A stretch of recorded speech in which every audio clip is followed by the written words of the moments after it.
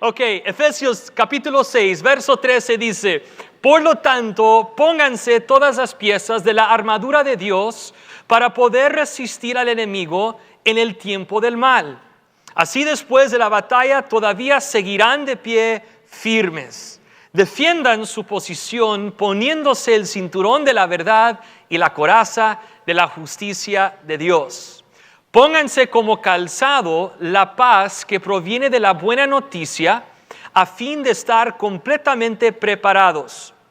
Además de todo eso, levanten el escudo de la fe para detener las flechas encendidas del diablo. De esto hablamos la semana pasada. Verso 17 dice: pónganse la salvación como casco, de eso vamos a hablar hoy, y tomen la espada del Espíritu, la cual es la palabra de Dios. Hoy vamos a hablar del tema: ponte el casco. Ponte el casco. Estamos hablando de este pasaje de la armadura de Dios y entendimos al comenzar esta serie que es algo que tenemos que poner, que no es un proceso automático. Como la mayoría de nosotros, espero, no dormimos en lo que traemos puesto hoy, tomamos una decisión de poner la ropa que hoy llevamos. De igual manera, tomamos la decisión de poner la armadura de Dios.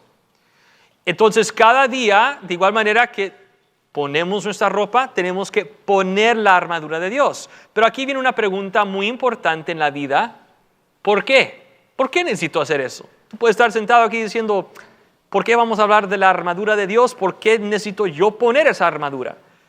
Esta es la razón: para poder resistir al enemigo.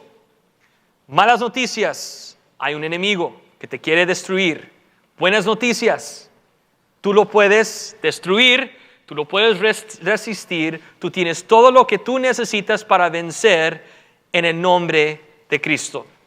Hasta este momento hemos aprendido lo siguiente: hay que poner la verdad como un cinturón, la justicia como una coraza, la paz de la buena noticia como calzado y la fe como escudo.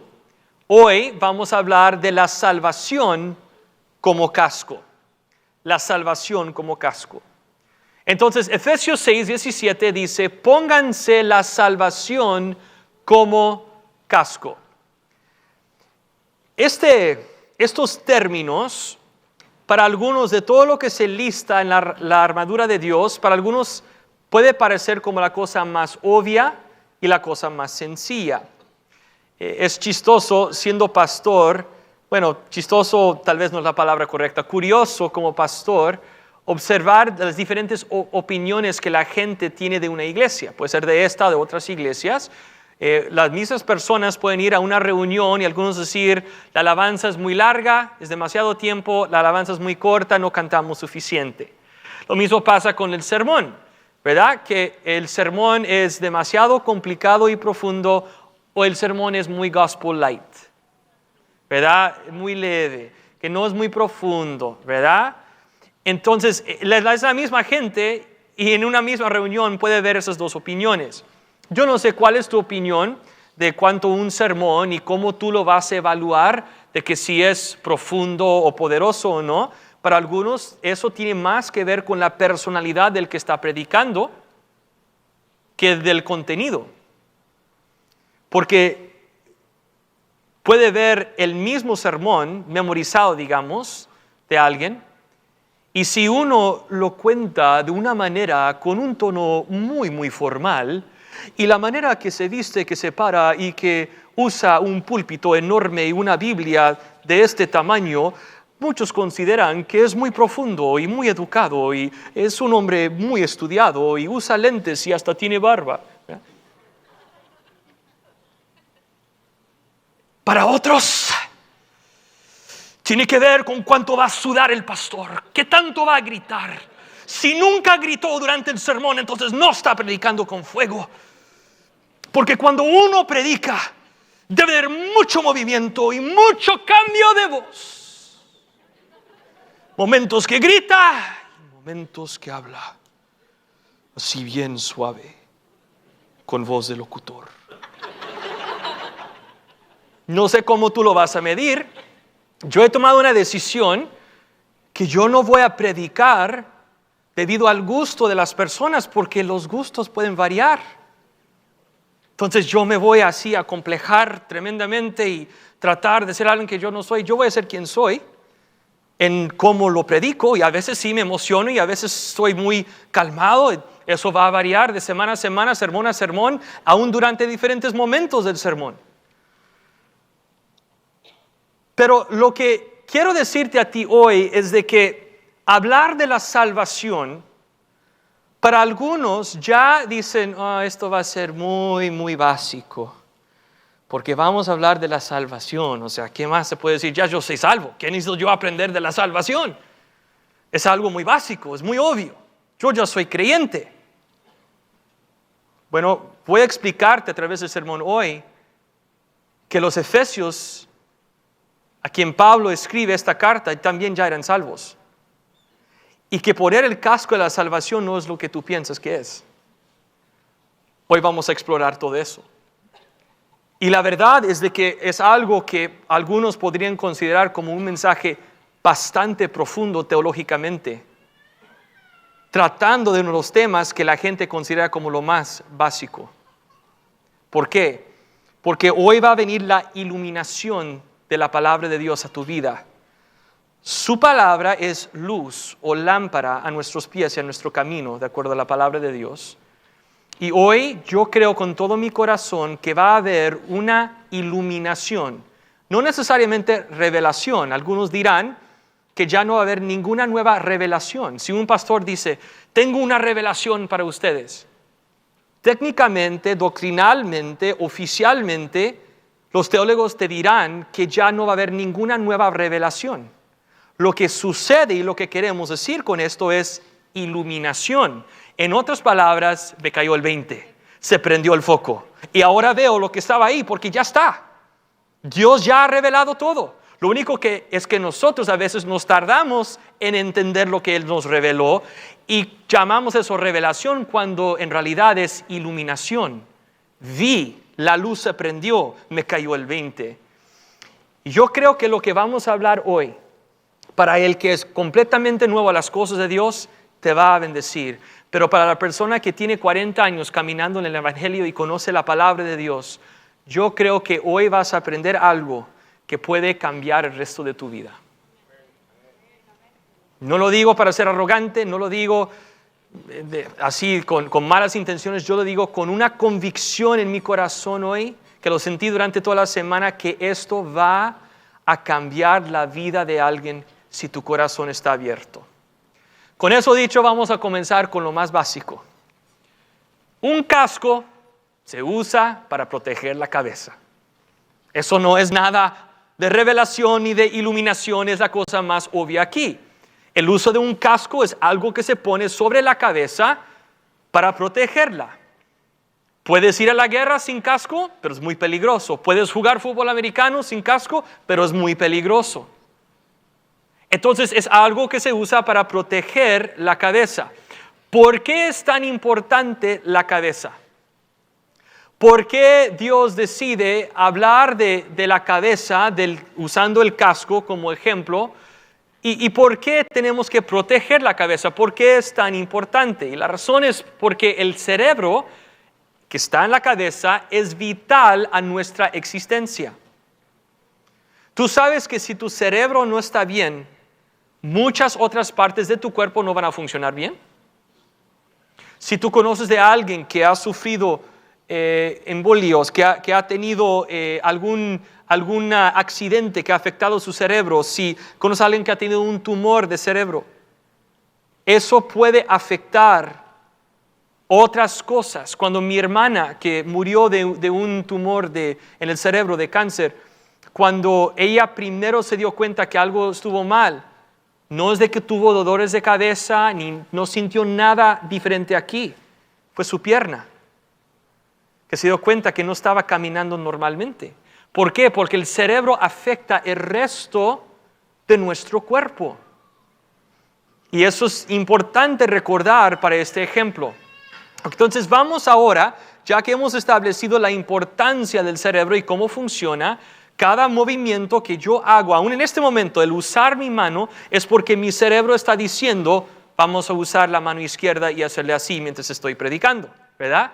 No es como que mi mano hace lo que le da la gana, a menos de que algo está mal con mi cerebro, y eso puede suceder. ¿Has visto a veces personas que tiemblan?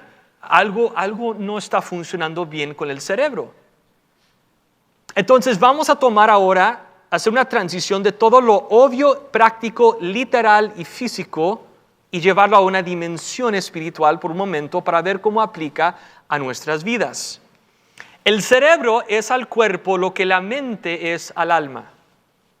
Entonces, cuando usamos diferentes términos como cerebro, nos referimos a algo más físico. A la mente referimos a algo más que tiene que ver con nuestro espíritu o nuestra alma. Si la mente no está bien, los pensamientos tampoco lo estarán. Porque tus pensamientos vienen de tus mentalidades, de tu mente. Si los pensamientos no están bien, las acciones tampoco lo estarán. Algunos están luchando con algunas cosas que están haciendo o no haciendo.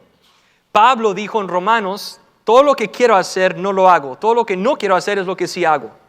Ay de mí. Y tal vez tú estás ahorita luchando con eso y hasta estás pensando, necesito corregir algunas acciones. Y lo que yo te digo hoy es, antes de pedir a Dios cambiar acciones, piensa en tus pensamientos por un momento y haga cambios ahí. Y esos pensamientos tienen que ver con tu mente, de cómo está tu mente en este momento. ¿Por qué? Porque tu mente va a determinar tus pensamientos van a determinar tus acciones. Es así de sencillo. Entonces, en vez de estar enfocado en las acciones de que estás haciendo mal o lo que sí debes estar haciendo que no estás haciendo, tal vez eso no es el problema. Tal vez el problema viene de los pensamientos y tal vez los pensamientos están mal porque la mente no está bien. Por eso tenemos que poner el casco de la salvación. Para poder vivir correctamente tenemos que pensar correctamente.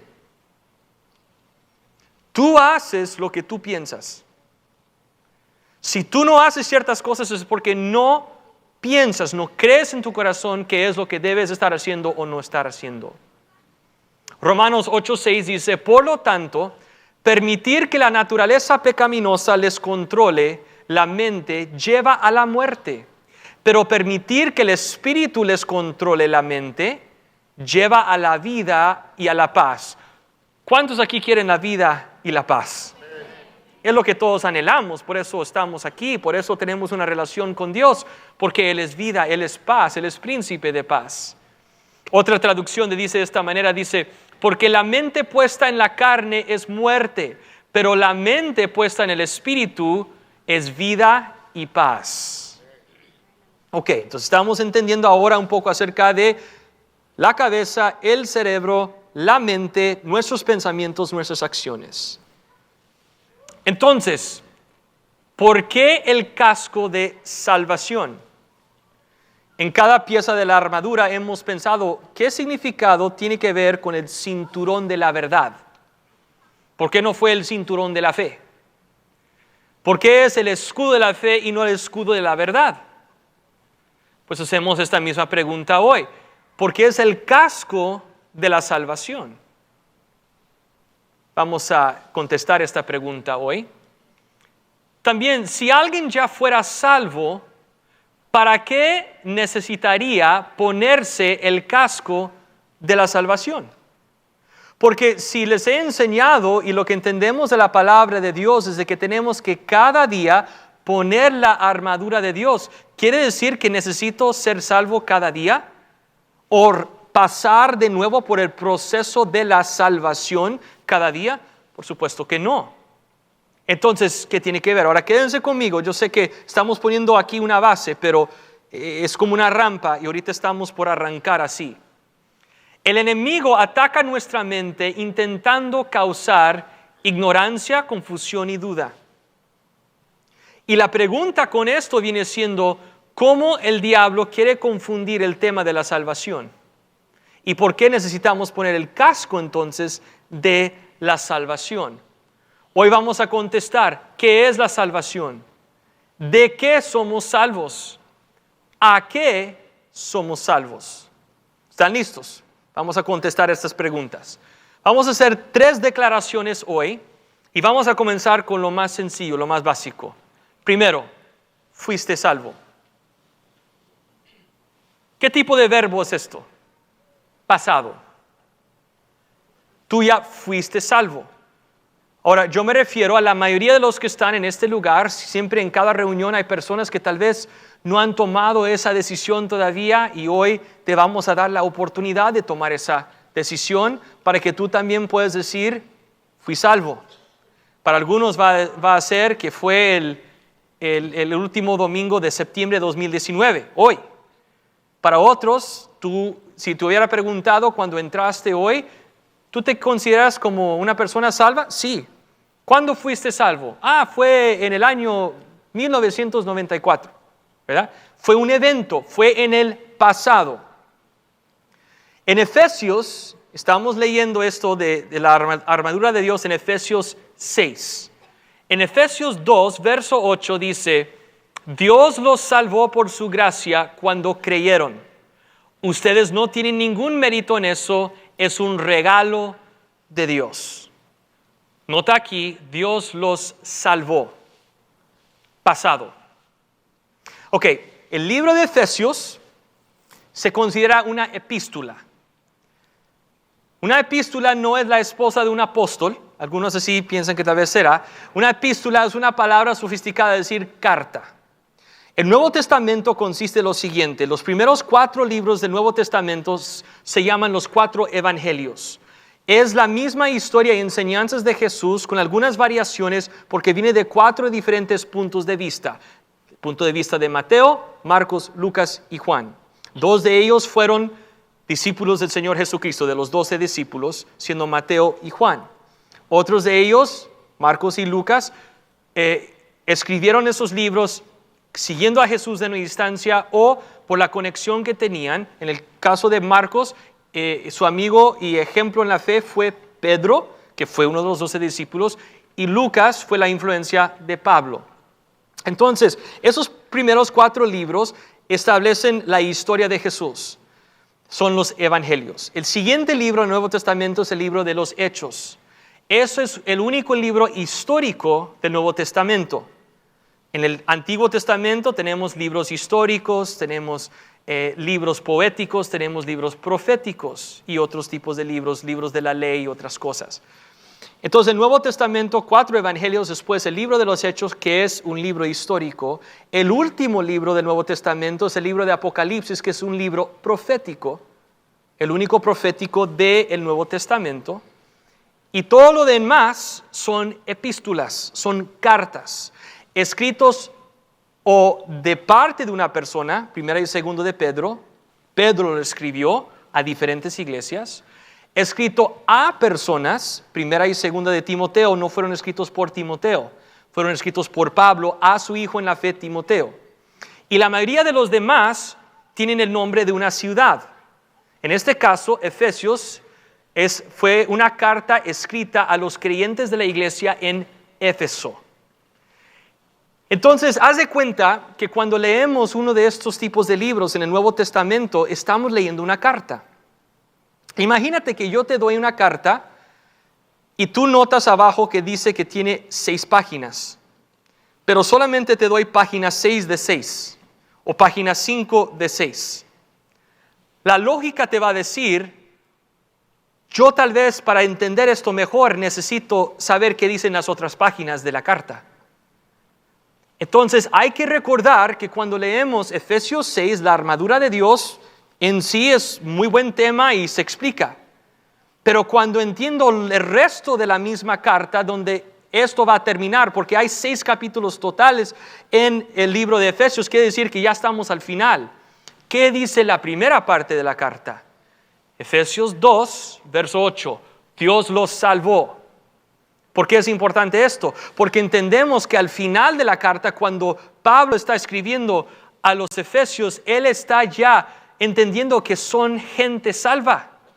Y por eso estoy enfatizando este punto cuando se habla de poner el casco de la salvación. No es una invitación de ese inicio de la fe de conocer a Dios. Está hablando a gente ya creyente. ¿Están conmigo? Ahora, cuando decimos que fuiste salvo, estamos diciendo que esto ya pasó. Es una mentalidad de ver la salvación como algo del pasado. Primero, que ya está en tu pasado, que fue una fecha hace una semana o hace 10 años o lo que sea. Pero también el enfoque de la salvación para muchos es lo que Dios borró de nuestro pasado. De todos los pecados que yo había cometido, Dios los lavó con su sangre. Gracias a Dios por eso, necesitamos eso. Pero es nomás una de 3 dimensiones de nuestra salvación. Tiene que ver con el pasado, de lo que Dios borró, de que Él perdonó todos mis pecados. Y para alguien aquí hoy tal vez va a ser tu fecha, tu día, cuando Dios borra todos tus pecados del pasado y comienzas una vida nueva. La Biblia menciona esto en 2 Corintios 5:17 como una nueva creación, una nueva persona ahora que estoy en Cristo. También lo llama en el libro de Juan como nacer de nuevo, ¿verdad? Obviamente no es, alguien preguntó a Jesús, ¿cómo voy a entrar yo como hombre grande en el vientre de mi madre de nuevo? Y dice, no, estoy refiriendo a un nacimiento nuevo espiritualmente. Y hoy puede ser tu nuevo cumpleaños. Tu cumpleaños espiritual de cuando naciste en el reino de Dios. Fuiste salvo. Y tiene que ver con tu pasado. La segunda dimensión que se habla mucho en las iglesias, que la mayoría de la gente entiende en cuanto a la salvación, es este dicho: serás salvo. ¿A qué nos referimos con esto? En la eternidad. La mayoría de la gente, aun si no son creyentes, si no leen la Biblia, tienen una idea que muchos creen que al morir o vamos al infierno o vamos al cielo. Y si estamos con Dios, iremos al cielo. Entonces, serás salvo en el futuro. Hablamos ya del pasado y esa dimensión de nuestra salvación. Ahora estamos hablando del futuro. Que un día yo seré salvo, que cuando muero voy a ser salvo. Juan 3:16 dice, pues Dios amó tanto al mundo que dio a su único Hijo para que todo el que crea en Él no se pierda, sino que tenga vida eterna. ¿Cuándo sucede la vida eterna? En el futuro. Tú y yo ahorita no estamos viviendo la eternidad. La eternidad solamente comienza cuando esta vida termina. Entonces hay un aspecto de nuestra salvación que no tiene nada que ver con hoy, completamente tiene que ver con el futuro. Seré salvo. Fui salvo, seré salvo. Y es para el futuro. Que en la eternidad, en vez de ir al infierno, voy a ir al cielo. ¿Okay? Y eso es algo bello, es algo, de igual manera que pensar de que todo mi pasado fue borrado, damos gracias a Dios por su sublime gracia, por su misericordia en nuestras vidas. Es emocionante también pensar en el futuro de nuestra salvación, que tenemos una esperanza del cielo. Primera de Tesalonicenses dice que nosotros cuando pensamos en la muerte no lloramos como los que no tienen esperanza.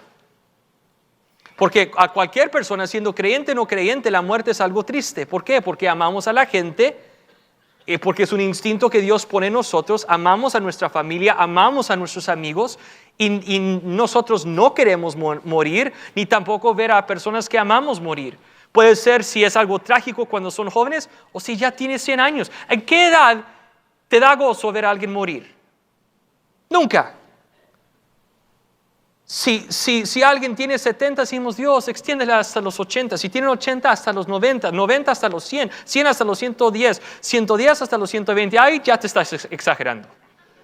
Ahí yo creo que 120 estamos bien, ¿verdad? Esa es mi oración. Pero porque es un instinto natural que Dios pone en nosotros.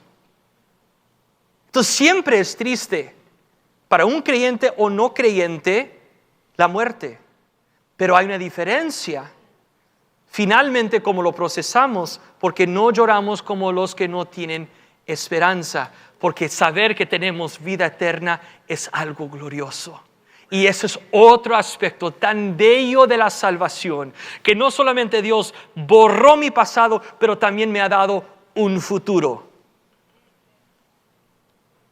Ahora, si estás conmigo, sabes que nos falta una dimensión. Hemos hablado de pasado, hemos hablado de futuro. ¿Qué nos falta? Son muy listos ustedes. Eres salvo. Y esta es la dimensión a que se refiere la armadura de Dios, Efesios 6:17, de poner el casco de la salvación. No tiene que ver con el pasado, no tiene que ver con el futuro, tiene que ver con hoy. Romanos 6:6 dice, sabemos que nuestro antiguo ser pecaminoso fue crucificado con Cristo para que el pecado perdiera su poder en nuestra vida. Ya no somos esclavos del pecado. Gloria a Dios. Ya no somos esclavos del pecado. Verso 7 dice, pues cuando morimos con Cristo, fuimos liberados del poder del pecado. Ahora, ¿cuándo morimos con Cristo? Si lees el contexto del resto de esta carta, es otra carta a los creyentes en Roma.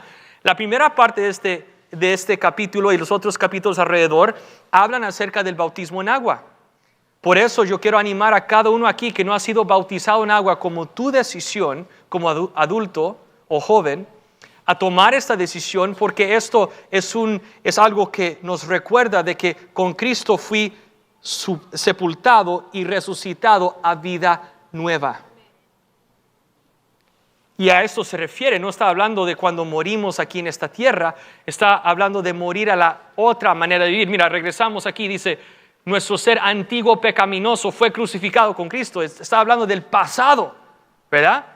Entonces dice, pues cuando morimos con Cristo fuimos liberados. Liberados es otra palabra de salvación, liberación y salvación.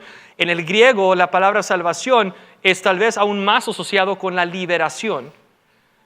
Fuimos liberados del poder del pecado. ¿De qué fuimos liberados? Del poder del pecado. Y esta es la razón que Pablo dice hay que poner el casco de la salvación, de la liberación, que ya yo no soy esclavo. Una de las cosas más tristes en la historia de este país y varios otros países, y es más, en muchos países durante muchas diferentes épocas, desafortunadamente la gente ha esclavizado a otras personas.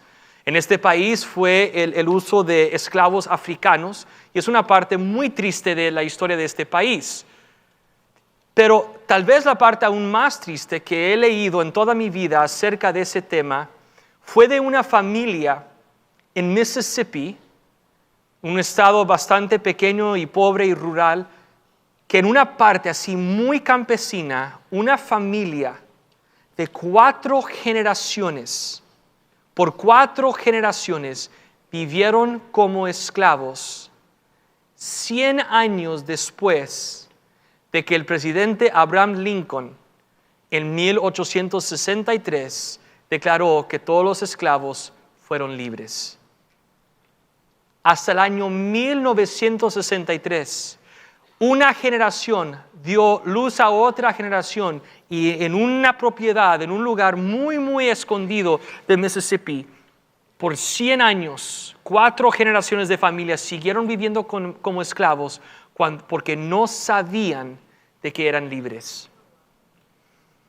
¡Qué cruel! Primero, qué cruel esclavizar a otra persona. Aún más cruel cuando ya es prohibido y ya es contra la ley, y tú no les dices a esas personas y ellos no saben, y tú aprovechas de eso para decir, pues que siguen viviendo como esclavos. Quiero decirte exactamente lo que el diablo quiere hacer con nosotros. Porque hace 2000 años no fue el presidente Abraham Lincoln, fue nuestro Señor Jesucristo, hizo una declaración que tú y yo somos libres del poder del pecado.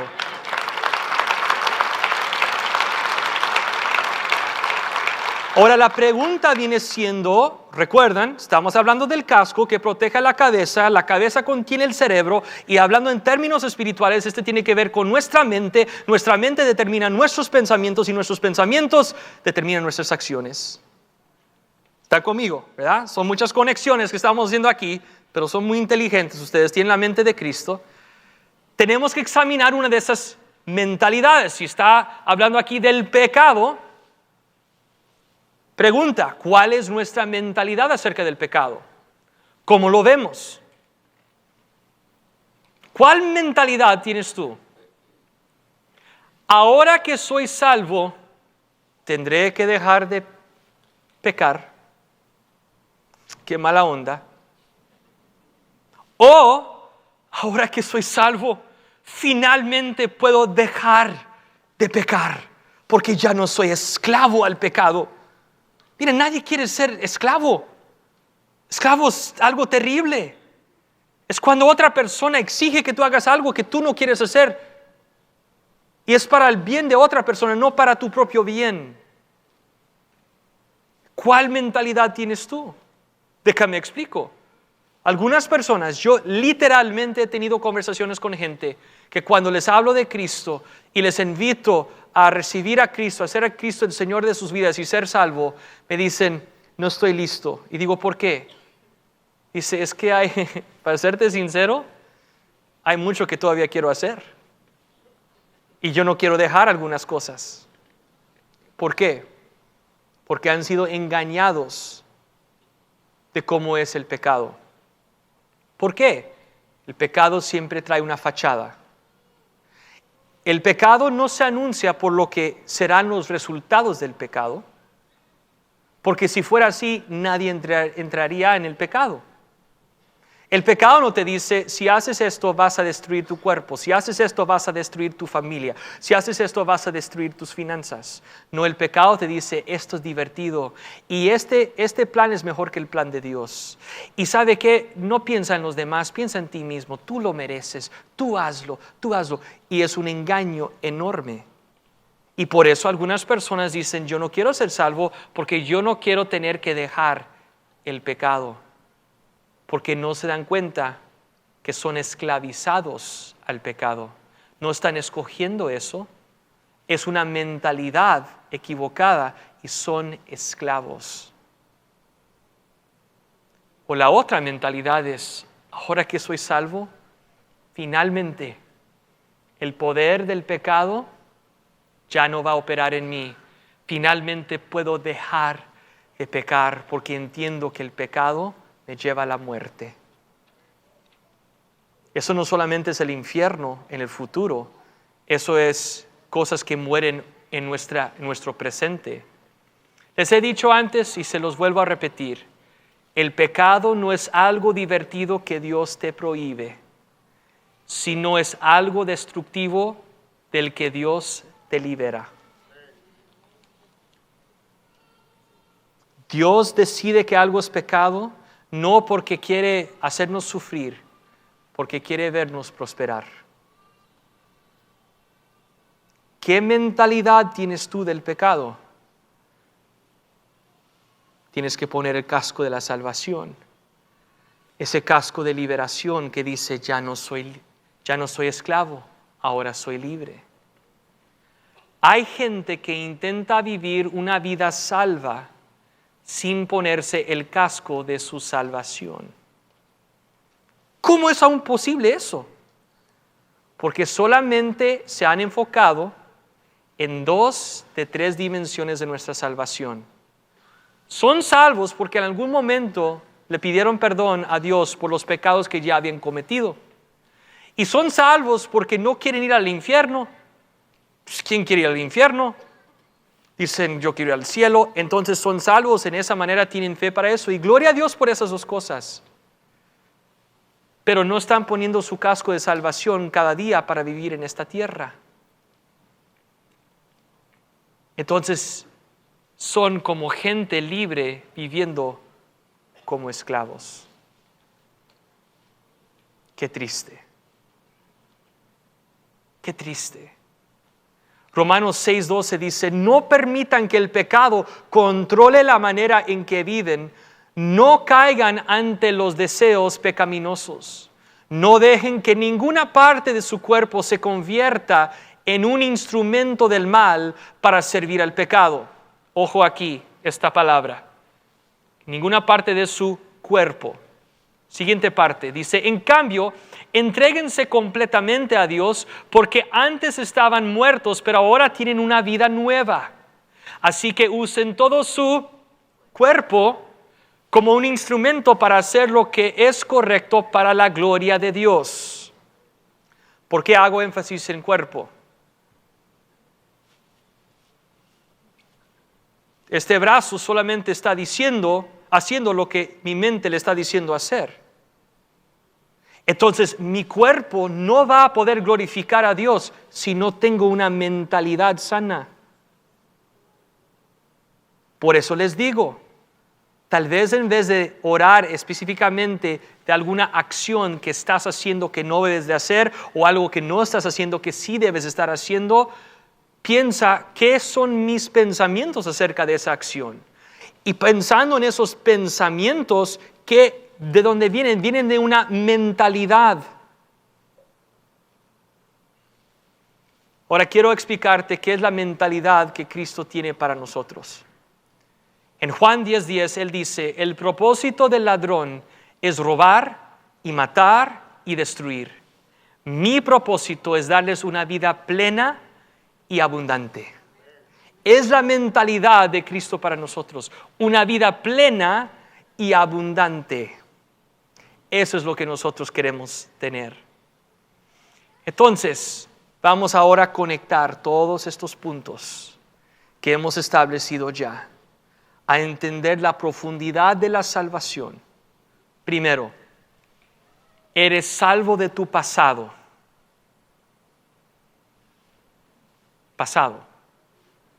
Tienes vida nueva. Todos digan conmigo, vida nueva. Segundo, eres salvo del infierno. Tienes vida eterna. Todos digan conmigo, vida eterna. Por último, eres salvo para vivir en libertad. Puedes tener vida abundante. Todos digan conmigo, ya están agarrando la onda. Ven como la salvación tiene que ver con mi pasado, ahora tengo vida nueva. Tiene que ver con mi futuro, ahora tengo vida eterna. Tiene que ver con mi presente, ahora puedo vivir una vida abundante. No limitas tu salvación a algo que sucedió 10 años atrás. No limitas tu salvación a algo que va a suceder un día en la eternidad. Entiende que sí es del pasado, sí es del futuro, pero también la salvación tiene que ver con la vida que vives hoy, día a día. Y por eso tenemos que poner el casco de la salvación, porque ahora podemos vivir como gente libre, no como esclavos. Tú ya no eres un esclavo. Dios compró tu libertad cuando mandó a Jesucristo a morir en la cruz por ti, y por su sangre y por el poder y autoridad que tenemos en el nombre de Jesucristo, tú eres libre, tú eres salvo y tú puedes vivir una vida abundante en el nombre de Jesús.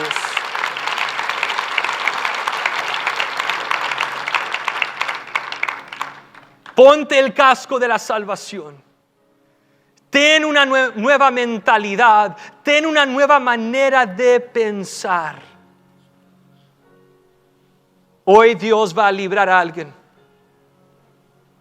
No es cuestión de salvación, de creer en Cristo. Tú ya crees en Cristo, pero estás luchando pensando, ¿por qué no estoy viviendo una vida victoriosa? Sé que voy a ir al cielo, pero ¿por qué estoy luchando?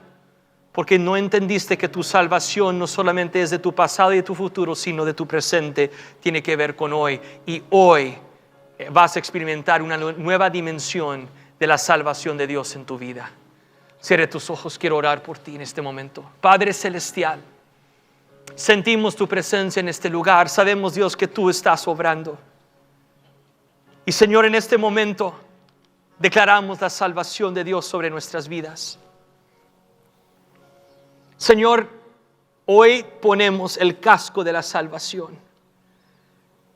Y oramos, Dios, por nuestra mente. Yo quiero invitarte, hermano, a poner tus manos aquí sobre tu cabeza como un acto de fe, como un enfoque en esta oración. En este momento, pon tus manos sobre tu cabeza.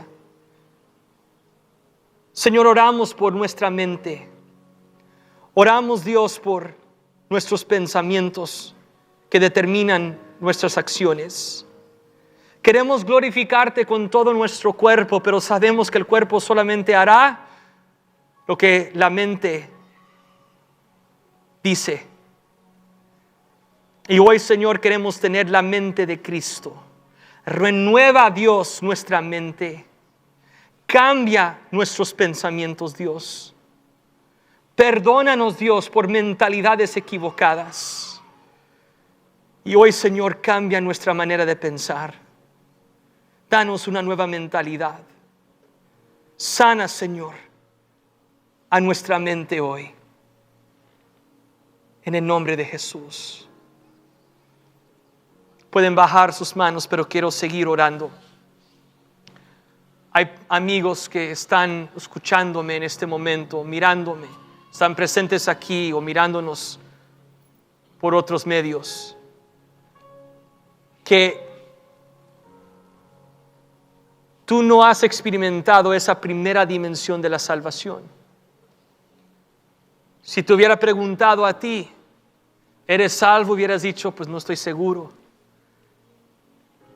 Y aunque la meta final es de que vives cada día en la victoria de tu salvación en lo presente, para poder hacer eso tenemos que hacer dos cosas. Primero, Dios necesita borrar los pecados del pasado. Y segundo, tú necesitas tener la esperanza del futuro del cielo para poder vivir cada día en el presente de tu salvación. Y hoy queremos darte esa oportunidad. La Biblia dice en Romanos 10, 9 y 10 de que si confiesas con tu boca y crees en tu corazón que Cristo es Señor, que serás salvo. Y hoy yo te quiero dar esa oportunidad de entender esta gloriosa salvación que está disponible para ti. Quiero invitarte hoy a hacer algo. Si eso eres tú, levanta tu mano y manténla levantada por un momento. A veces levantamos la mano porque estamos adorando a Dios, a veces lo hacemos porque estamos diciendo, Dios, me rindo. Y gloria a Dios por las personas que están empezando a levantar sus manos en este momento. Hombres y mujeres, jóvenes. Gloria a Dios por cada uno. Dios ve tu mano en este momento y Él te quiere salvar. Tal vez tú no sabes cómo está tu relación con Dios, qué tan cerca estás de Él. Quiero decirte que Él está muy cerca de ti y Él te está esperando con brazos abiertos, diciendo, hijo mío, ven a casa. Quiero perdonarte, salvarte, redimirte, darte una vida nueva y un futuro glorioso. Si eso eres tú, levanta tu mano, manténla levantada. Te voy a dirigir en una oración en este momento. Gloria a Dios. Gloria a Dios. Repite esta oración después de mí. Padre Celestial, perdóname de todos mis pecados. Te doy mi vida, me rindo a ti. Cámbiame, enséñame tu palabra y muéstrame tus caminos. En el nombre de Jesús, amén y amén. Gloria a Dios. Vi por lo menos 8 personas que hoy tomaron esta decisión. Gloria a Dios en las alturas. Los ángeles del cielo se están gozando y nosotros también en este momento. Gloria a Dios. Wow, qué emoción.